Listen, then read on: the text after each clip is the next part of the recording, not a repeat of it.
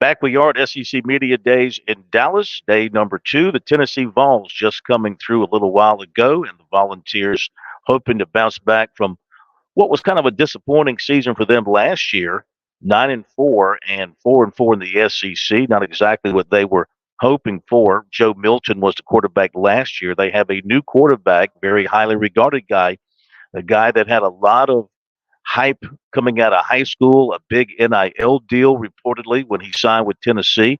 Nico Iamaleava. We're just going to call him Nico moving forward. Of course, I handled DJ Uyangalele all those years at Clemson. I think I can handle this, but we'll just call him Nico moving forward. Very talented quarterback.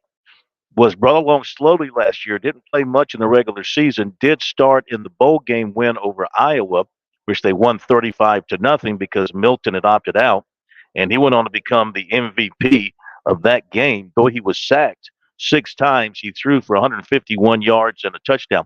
They ran the ball really well against Iowa in that game, and their defense was outstanding.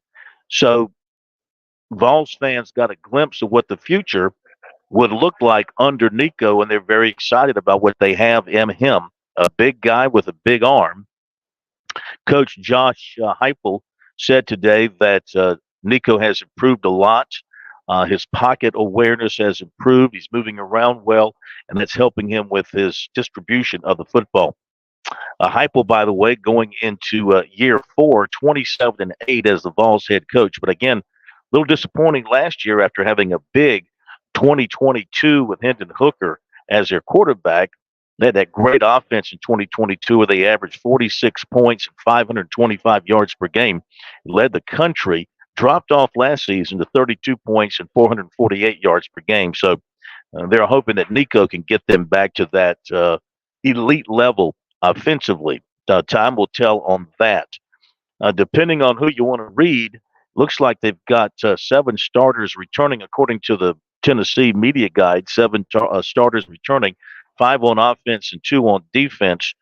They have just one of their top 3 running backs returning, and he's a good one. Dylan Sampson, he really showed out in the bowl game last season, so he'll be the guy that will lead the way at running back going into camp.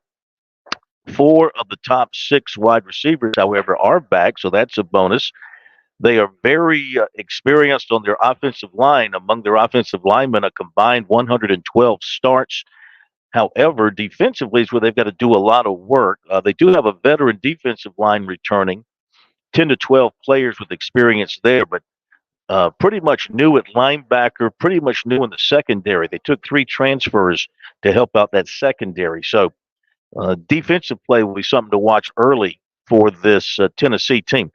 They play NC State in Charlotte, and also they have road games against Oklahoma, Arkansas, Georgia, and Vanderbilt. They do get Alabama at home. So some major tests on the road await this Tennessee team.